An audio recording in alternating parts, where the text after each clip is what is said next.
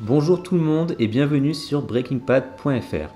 Après être passé du terrifiant Dark Souls à l'ambiance sous pression de FIFA, il est désormais temps de revenir en arrière, en 1999 précisément, peu après le lancement de la PlayStation 1, pour parler de l'incontournable Rayman. Rayman, ce héros sans bras est tout droit sorti de l'imagination de Michel Ancel pour les studios Ludimedia qui deviendront peu après Ubisoft. Si le jeu a connu un franc succès sur PS1, avec plus de 3 millions d'exemplaires vendus à ce jour, c'est avant tout pour la Jaguar que le soft avait été pensé. Sorti en décembre 1995, ce dernier a directement connu un énorme succès critique et commercial, ce qui a permis à Ubisoft d'enchaîner sur 2 épisodes en 3D en 1999 et 2003, avant de disparaître de la scène pendant 8 ans et revenir donc en novembre 2011 pour connaître le succès avec Rayman Origins, suivi de Rayman Legends sorti en août 2013. Le premier épisode est donc un jeu de plateforme action qui nous met dans la peau du héros sans bras, devant affronter le méchant Monsieur Dark qui a capturé tous les Electoons, des entités importantes dans l'univers, notamment pour l'équilibre. Un scénario on ne peut plus simple, mais la particularité du jeu a été de proposer un univers d'exception, bénéficiant d'un travail de tous les domaines. Du chara-design à la direction artistique, tout est sublime. Bien entendu, comme tout jeu de plateforme, Rayman pouvait s'avérer extrêmement frustrant, et certains points du jeu, que je vais m'empresser de vous raconter, m'ont véritablement fait péter un pad, un câble. Allegro Presto. Premier souvenir de crise de rage passée devant la console. Si je devais résumer la rage avec seulement 2 mots, je ne dirais que Allegro Presto. C'est ainsi que s'intitulait le deuxième niveau du deuxième monde de ce premier Rayman. Alors que le premier niveau intitulé La Forêt des Songes se passe sans trop de difficultés, le niveau d'exigence imposé par ce niveau musical est tout bonnement hallucinant. Le principe du niveau est le suivant. Vous êtes transporté dans un niveau où les instruments de musique servent de plateforme, mention spéciale aux tubes glissants et les notes de musique qui peuvent s'avérer être de redoutables adversaires. Tout se joue au réflexe et à la connaissance du niveau. À moins d'être un génie du skill, il est impossible de le réussir du premier coup. Le level design est traître, les ennemis sont toujours bien placés, et chaque glissade sur ces tubes de l'enfer peut vite se terminer en saut dans le vide prononcé. Entre les hommes trompettes qui se feront une joie de vous jeter dans le vide, ou les notes de musique au regard malsain, le pauvre Rayman en prend pour son grade. Le pire dans tout ça, c'est qu'il s'agit d'un des niveaux les plus inspirés du jeu à mes yeux.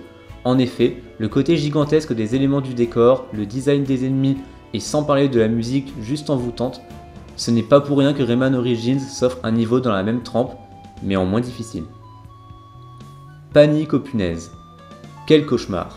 De toutes les expériences difficiles et éprouvantes dans le jeu vidéo, je pourrais facilement caser cette phase dans le top 3. Panique aux punaises est le deuxième niveau du quatrième monde de Rayman. Dans ce dernier, un peu à la manière d'Allegro Presto, comme par hasard, Rayman se retrouve encore une fois dans un monde gigantesque composé de crayons, d'encre et de punaises. Si votre enfant n'apprécie déjà pas les ustensiles scolaires, alors évitez de le confronter à ce niveau. Les mines de crayons accompagnées gracieusement des punaises vont vous faire vous arracher les cheveux. Ajoutez à cela des gommes glissantes mais également rebondissantes, quitte à être tortionnaire, autant bien le faire, et vous obtenez un best-of de ce qui se fait de plus frustrant dans un jeu vidéo. Chaque mouvement est une plaie, chaque plateforme est traître, à croire que ce niveau sert de pur jeu vie plus qu'autre chose. Encore une fois, c'est un des niveaux les plus beaux du jeu, mais les développeurs ont vraiment mis la barre très haut pour rendre la difficulté monstrueuse. De quoi dégoûter du titre. Scope. C'est à la fois mon boss préféré, mais également l'un de mes pires souvenirs de joueur. Ce scorpion rouge à la classe fabuleuse qui ressemblerait presque à un dragon vous saoulera du début du monde 5 jusqu'à la fin. Il n'intervient pas directement, mais qu'il s'agisse du niveau de ses cavernes ou simplement de son affrontement, le nombre de vies à perdre dans ce niveau est phénoménal. Parlons plus en détail du duel face à lui. Alors qu'en général un boss s'affronte directement, dans ce Rayman et contre Scope, il faudra oublier l'intégralité des codes du boss lambda du jeu vidéo. Inutile de tenter de le battre directement. Ici, il faudra attendre et esquiver ses coups pendant toute une phase et enfin pouvoir l'affronter dans un temple. Dans le principe, tout est simple, mais sauf en cas de renseignement au préalable, il est presque impossible de savoir que la première phase se limite à esquiver simplement ses coups. De plus, certaines esquives sont impossibles à réaliser et complètement tordues, et le niveau ne favorise absolument pas l'affrontement. L'avant-fusion, coup de poing, plateforme qui s'écroule, tout ce qui est difficile dans un jeu de cette trempe se retrouve en un seul passage. Une fois le boss vaincu, un autre événement des plus rageants risque de rapidement venir casser votre joie. Le château des Dénices. Ayant commencé les jeux vidéo très tôt, je peux d'ores et déjà vous dire que ce moment reste l'un des plus frustrants de mon enfance. Pour une fois, il ne s'agit pas d'une question de difficulté ou encore de level design, mais simplement une question de choix de l'équipe de développement.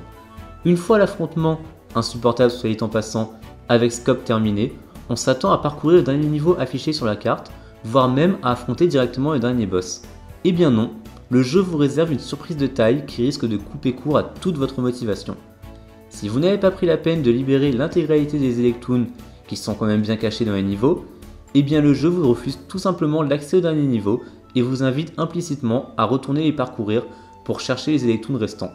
Si vous êtes donc un joueur qui n'a pas pour habitude de collectionner les items et de chercher les bonus dans un jeu, vous aurez donc l'exceptionnelle chance de devoir fouiner dans l'intégralité des niveaux déjà parcourus, coucou Allegro Presto, afin de compléter la quête des Electoons. Si le terme frustration avait une définition, le château des délices serait la bonne. Alors oui, Rayman est un jeu difficile, bénéficiant d'un level design parfois injuste envers le joueur, mais l'expérience vécue est tellement fantastique qu'il est tout à fait normal que Rayman soit aujourd'hui le héros si populaire qu'on connaît. Son principal défaut est sûrement d'être un peu trop exigeant, notamment pour le public auquel il était destiné, mais soyons honnêtes, il s'agit là de l'un des meilleurs jeux de la PS1 et chaque amoureux de plateforme se doit de parcourir au moins une fois ce pilier du jeu vidéo. Merci Michel Ancel. C'est sur ce bel hommage à l'un des programmeurs les plus talentueux du jeu vidéo que je vous laisse. Si vous aussi les crayons et les punaises sont devenus des signes de cauchemar et de crise, n'hésitez pas à partager cette vidéo et à nous rejoindre sur breakingpad.fr et n'oubliez pas, pétez le score, pas le pad.